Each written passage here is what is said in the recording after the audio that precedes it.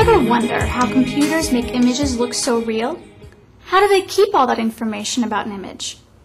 Or maybe you're wondering, why do computers and programs sometimes refer to 256 colors in images? Who picked that number anyway? Well, I hope you like math because we're going to take a look at the inner workings of a digital image. Here are a couple of computer basics. Computers store information in bits. A bit can represent either a 0 or a 1. If you put 8 bits together, it makes a byte. So now you can have 8 zeros or 1s. It's possible to make 256 different combinations of zeros and 1s in a byte. So we say you can represent 256 different numbers with 8 bits or 1 byte of computer memory. This is where that magic number 256 comes from.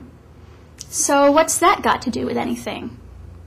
Well, it all relates to resolution and picture quality and how big your files are. Getting back to numbers. We already know that a digital image is made up of lots of dots or pixels.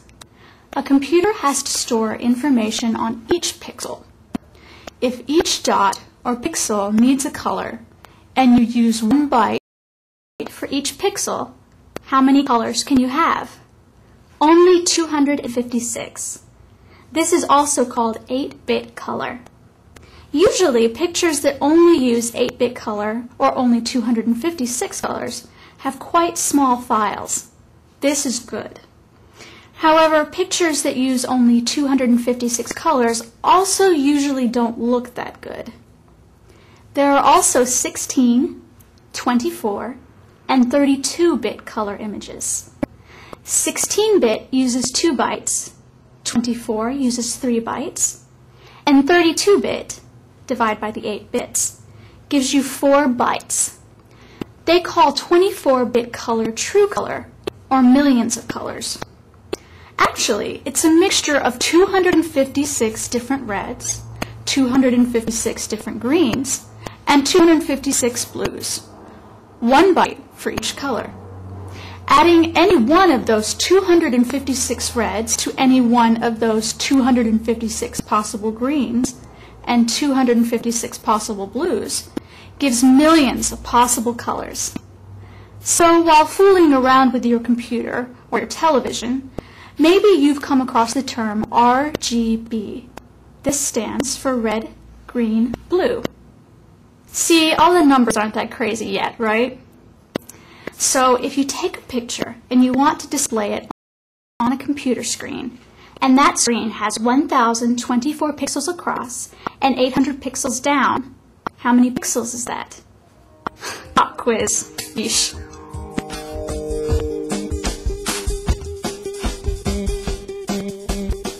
Time's up. Okay. It's 819,200 pixels.